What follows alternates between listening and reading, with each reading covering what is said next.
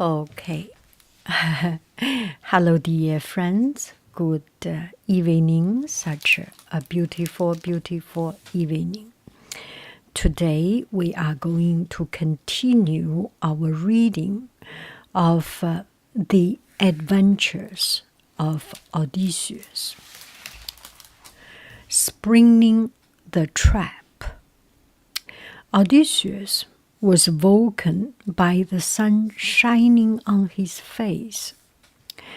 Already the suitors were gathered, feasting and drinking. He got to his feet and made his way to the hall. He stepped onto the threshold stone, lifted the latch, and pushed the door open. He went from table to table, his arms outstretched, begging for food. So Odysseus woke up and went to the feasting hall again. And there were already other suitors arrived. And he was just like yesterday and begging for food. Please, please, your kindness, mercy on you. 上帝爱你，美人真好看，皇后真好看。One of the suitors said, "Look, the old beggar is back." "Old man, come here," said another. "Have some wine." He offered a cup of wine. The beggar approached him, but as he reached to take it, the suitor drew back his hand and tipped the wine over the old man's head. Oh gosh, salad. "Old man, have a piece of meat," said another suitor. He picked up a shin bone of an ox and hurled it at the beggar, striking him on the forehead so that his red blood trickled down with the red wine. All the suitors threw back their heads and bellowed with laughter. But then suddenly their laughter stopped. Penelope was coming down the stairs from her bed chamber. She was dressed in bright silk, with her hair hanging loose over her shoulders. Old Eurycleia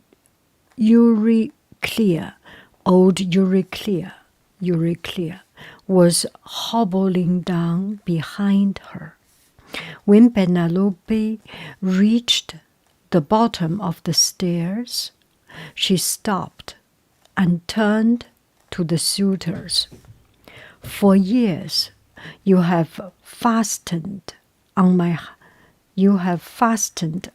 husband's hall as your place of perpetual feasting. Your excuse always has been that you want to win my hand in marriage, and now the time has come for me to put you to the test. You eat my food, my husband's food. You feast in my husband's feasting hall, and you always have an excuse because you want to win my hand. Now I give you the chance. Take it or not. If you can take it, take it. If you cannot, She reached for the bowl and took it from its wooden peg on the wall. A bowl from the wooden peg. Whoever comes closest to matching my husband in skill. Whoever can draw a string across this bow and loose an arrow through the rings of 12 ceremonial axe handles, he will be the one that I take as a new husband. The time has come for me to bid farewell forever to these walls that welcomed me as a wife all those years ago. It's time that I am saying farewell to this place. This used to be my beloved place, welcoming me. Now it's the end. She turned and nodded to Euryclea. The old woman set to work immediately. She took the 12 axes from the wall. She set them one behind the other, the blades to the ground, the handles pointing upward, the rings in a row, just as she remembered Odysseus doing it all those years before. So she was remembering how it was working. The rings, jing, jing, jing, jing, jing, jing, jing, 12, one after another. Jing, jing, jing, jing, jing, jing, jing, jing, jing, jing, jing, jing, 12, one after another. When everything was ready, Penelope turned to the suitors again. Now, which one of you is man enough to win me? If I am allowed to call you men, stand up, come here, see if you can deserve the name man. There was a great hubbub and discussion among the suitors. Then as to who should go first. You go first. 你先来. You go first. You go first. You. That I follow you. You go first. Après toi. Vous d'abord. They decided to take turns, following the direction that the wine jug took when it was passed from hand to hand. Those guys, they cannot make a decision. They have to use a wine jug to decide who is the first, who is the second. The first to try his hand to the bow was called Leonidas. He took the bow in his fat, white hand, swollen from the months of feasting. He set the foot of the bow on the floor at his feet. He began to try to bend it. It sprung out of his hand and clattered down onto the ground. A second suitor tried and fared no better. Anyway, the first one didn't succeed. The second one, nothing better. Each of them, in turn, tried to string the bow, and not one of them, not even one of them could do it. Some came closer than others, but not one of them succeeded. Some can stretch a little bit more. Some cannot even stretch it out. But none of them, anyway, can stretch it to its full power.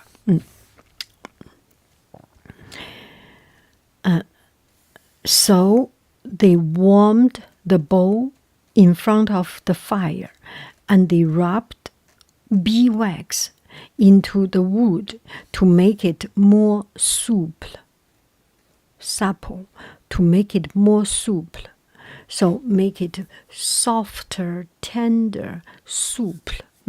To make it, they put beeswax, wax it, oil it, and oil the wheel, yes.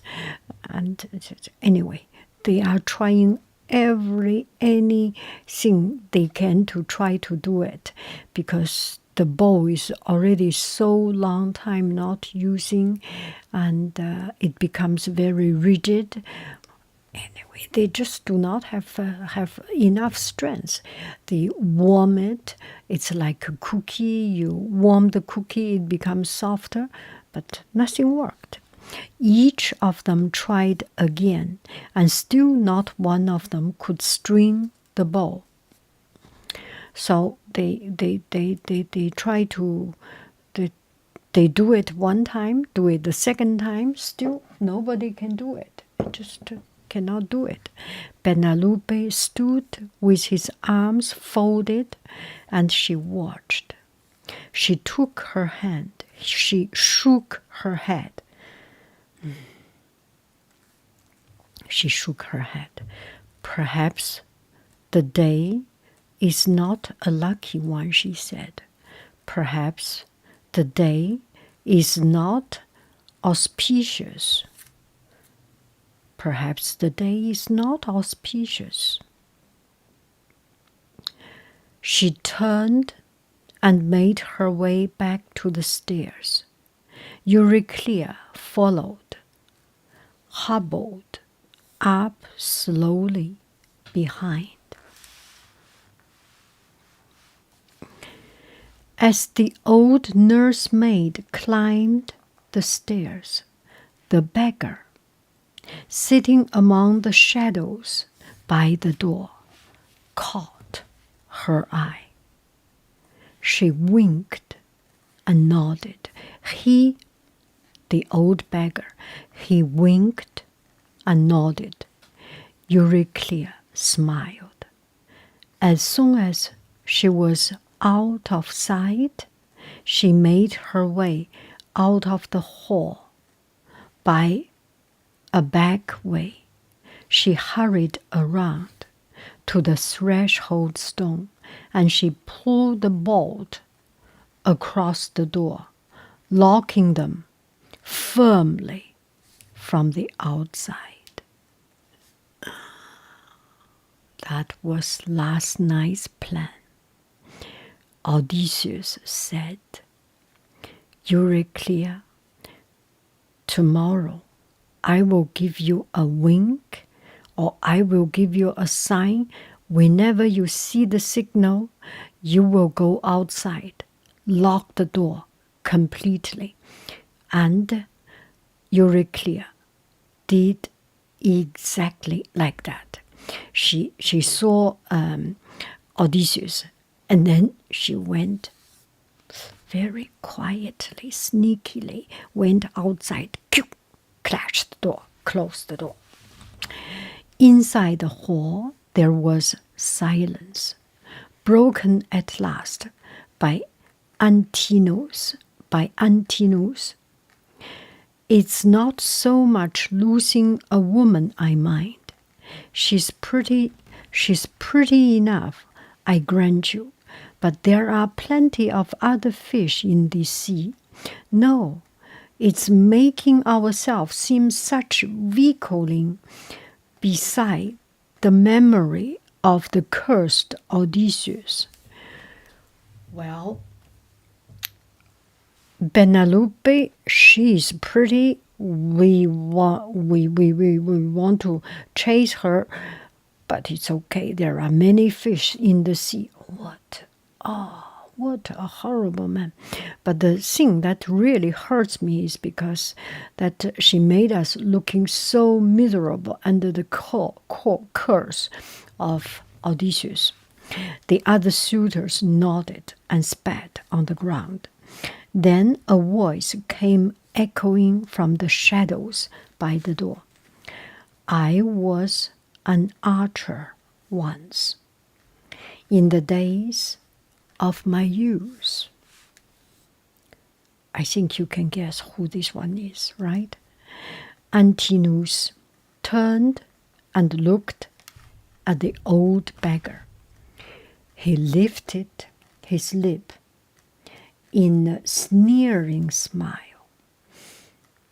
You might have been an archer once, but now you are nobody.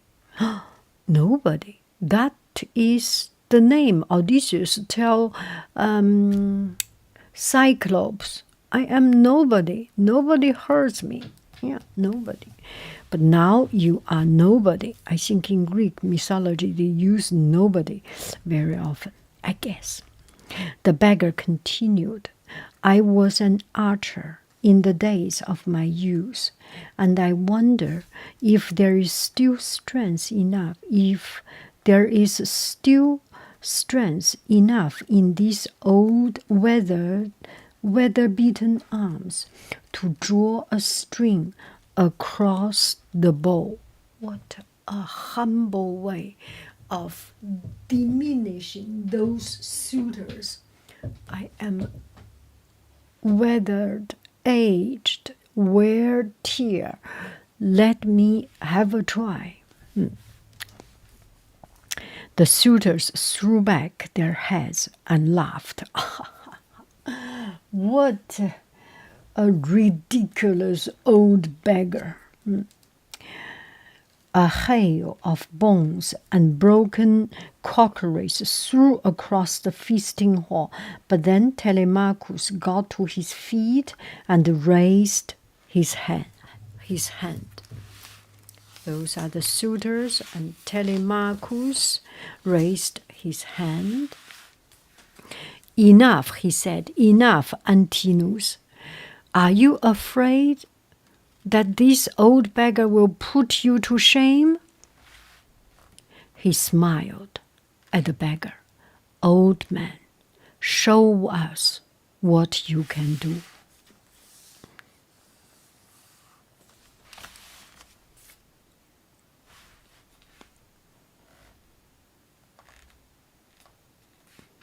He gave the bow to the old beggar. Odysseus felt the smooth, familiar wood against his hands for the first time in 19 years.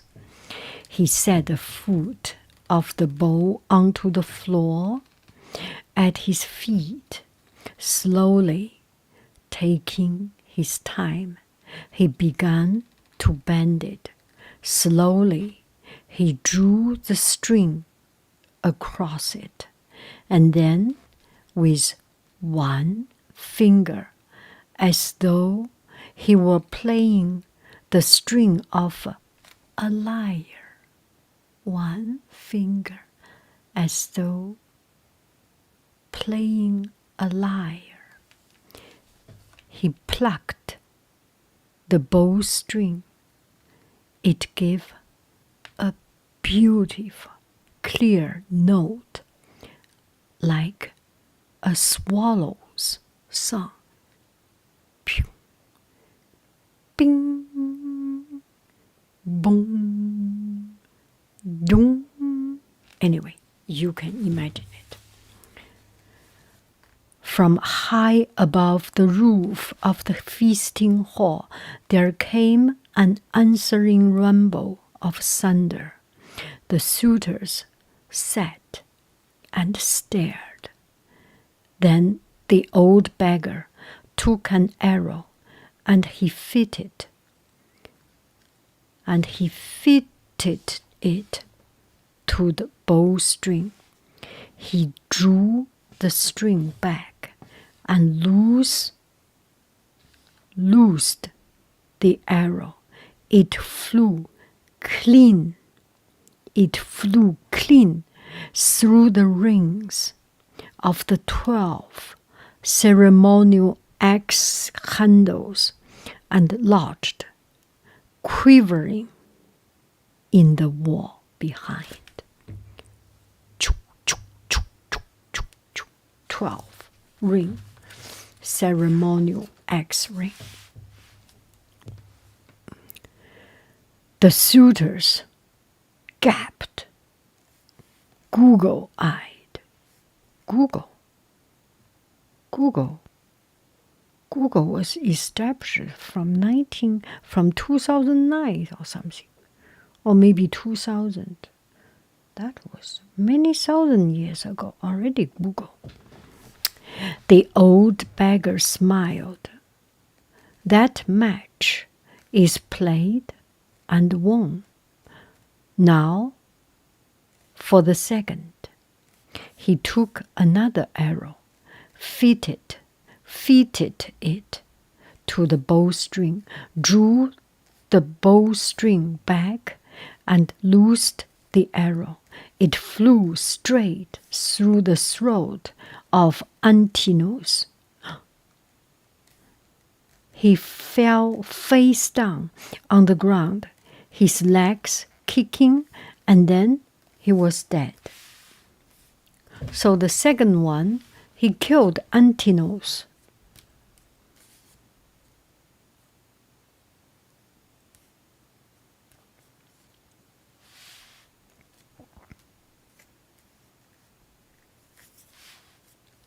The suitors leaped to their feet. The old beggar jumped up on a table, and Telemachus jumped up beside him. Athena, invisible, reached into the hall. She touched the old beggar's shoulder. Immediately, the hawk-like light came back to his eyes. The broad shoulders, the thick arms, the fine clothes, and the dark curls returned. The suitors ran to the walls to grab weapons, but all the weapons were gone. Yeah, because Odysseus told them, take away all the weapons. So Telemachus has taken away all the weapons. Odysseus and Telemachus loosed arrow after arrow after arrow after arrow after arrow after arrow. They have pew, pew, pew, pew, pew, pew, loosed a lot of arrows. The suitors run to the doors. They rattled and shook them. They rattled and shook them, but they were locked from the outside. Again and again, father and son loosed their arrows. When all the arrows were spent, each made his way across the hall with a sword in one hand and a spear in the other, swinging and slicing like reapers in a field, gathering a grim harvest of death. Oh, wow.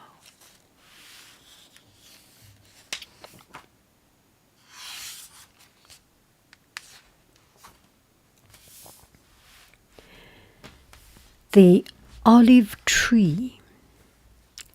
When every last suitor was dead, Odysseus turned to his son Telemachus. Call the old woman and tell her to open the door. Telemachus called to old Euryclea. She came hobbling to the threshold stone. She pulled back the bolt, and the doors of the feasting hall swung open. And there she saw her king. He was standing like a mountain lion. Mufasa. Mountain lion. No, not mountain lion. Mountain lion is not Mufasa. Anyway, he was like Mufasa. He was standing there like Mufasa.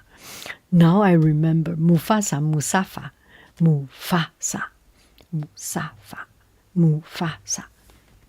Because I visually, one friend was giggling between my Mufasa, and he wrote down Mufasa. Now I can still see Mufasa, Mufasa. Surrounded by the bodies of his enemies, she let out a thin, shrill, crackling cry of triumph. She lifted up her skirts and came dancing into the hall. Odysseus raised his hand. Old woman, hold your tongue. This is an impious thing to exult and celebrate over the dead. Gloat in silence. Odysseus was kind. It's never good to celebrate over the dead. It's an impious thing to exult. EXULT. Impious thing. Okay, I will check dictionary and come back. Okay, let me read it again. According to online translator, it pronounced impious, exalt.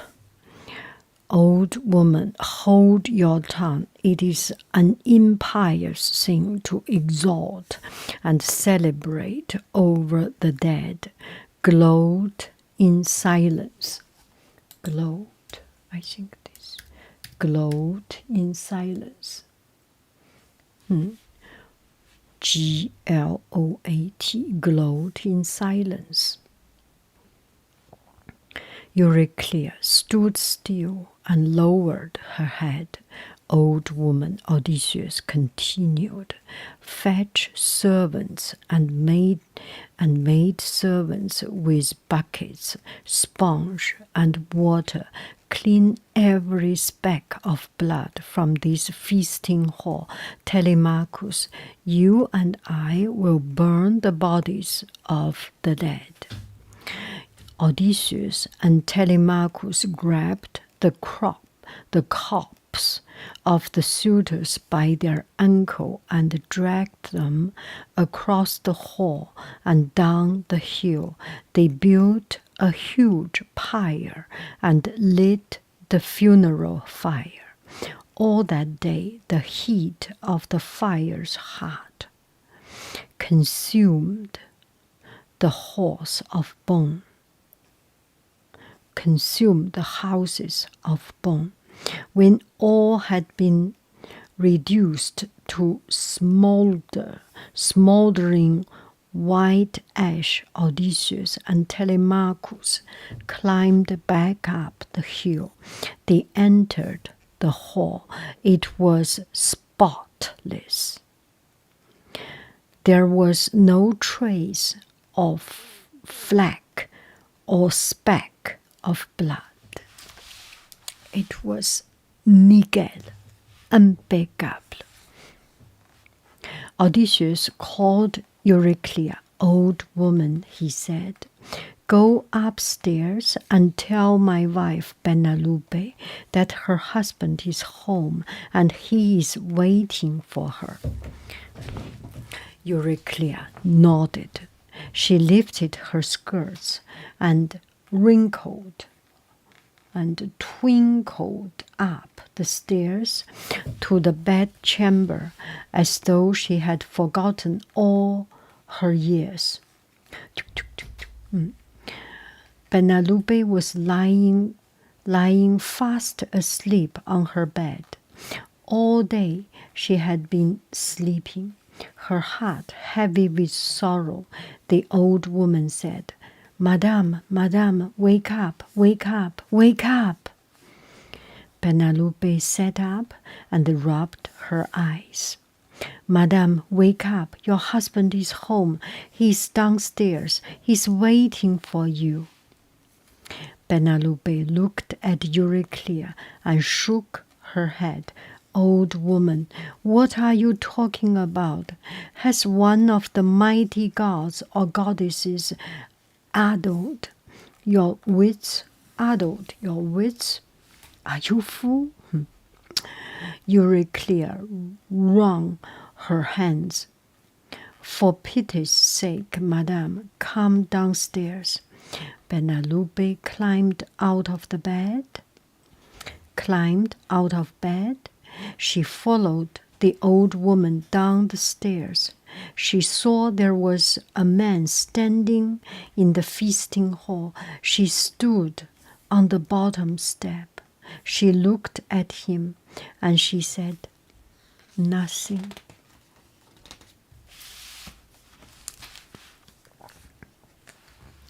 Telemachus said, Mother, strange, cold-hearted mother, your husband is home after 19 years, and you stand there and you say nothing.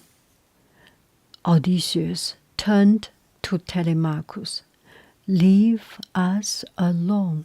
He turned to his servants and his maidservants, who were lined up along the wall, watching. Leave us alone now. As soon as the last one had left the room, Penelope walked across the hall. She looked into his face and said, Is that you? You are so changed. She reached and touched his cheek with her fingertips. I do not know you any longer. I do not even know that it is you. You are not the young man I remember sailing off to fight in distant Troy all those years ago, leaving me standing on the seashore with a baby in my arms. She turned away from him. I cannot sleep with you. I will not share a bed with you. I will tell the servants to move the bed. You can sleep on the other side of a closed door. Odysseus put his hand tenderly on her shoulder and whispered, Penelope, you know that cannot be. You know that I built that hall. I built this hall around an ancient oak olive tree. You know that I carved our bed with my own hands from one of the branches of that tree. You know that there is no one who can lift it and set it on the other side of a closed door. Suddenly, Penelope turned, her eyes shining with delight. She seized his hand.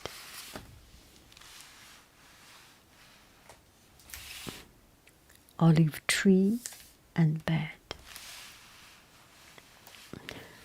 Then it is you, she cried. Nobody knows the secret of our bed. You and I alone. Odysseus looked into her face. She looked into his. Tears of joy streamed down their cheeks. Suddenly, she was in his arms. Penelope, he said, Penelope, my wife, my queen, only now am I truly home. That night, Odysseus, Penelope, and Telemachus sat down together in the feasting hall. With them was Odysseus' old father. Laertes, the faithful swineherd Iomeus, the old Euryclea. Odysseus listened as each of them told the story of all that had happened on the island of Ithaca during his long absence. There were tears at the death of his mother, and there were laughter at Penelope's trick with the loom. There was anger at the outrages of the suitors and gratitude at the interventions of all-eyed Athena. When the stories had been told, Odysseus refilled his cup with wine and told of his adventures on the fields of Troy and his great journey across the broad face of the world. And then he filled his cup again and told of the one adventure still left to make, the journey far inland to the place where the oar he was carrying over his shoulder would be mistaken for a wind-gnawing fan. But Penelope put her arm over his shoulder and silenced his mouth with her kisses. "Sweet Odysseus," she said, that will be as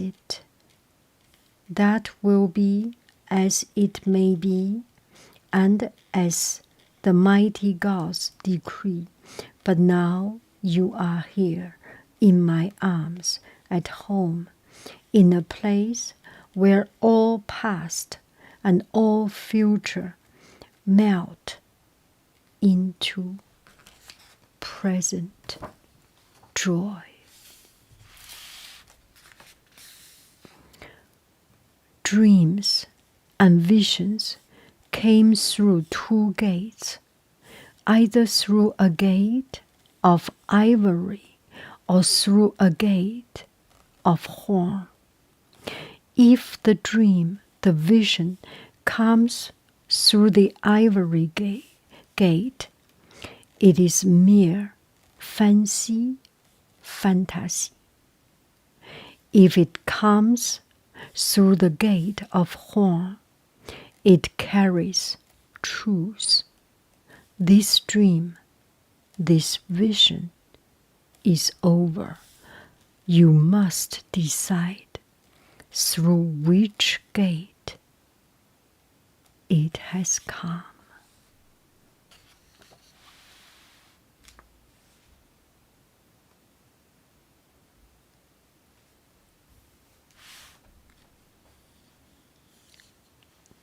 It is up to you to decide.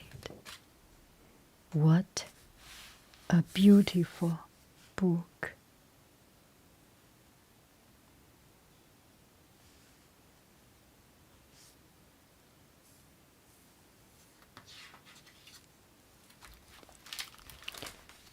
The end, the adventures of Odysseus. I have just borrowed another book, two more books.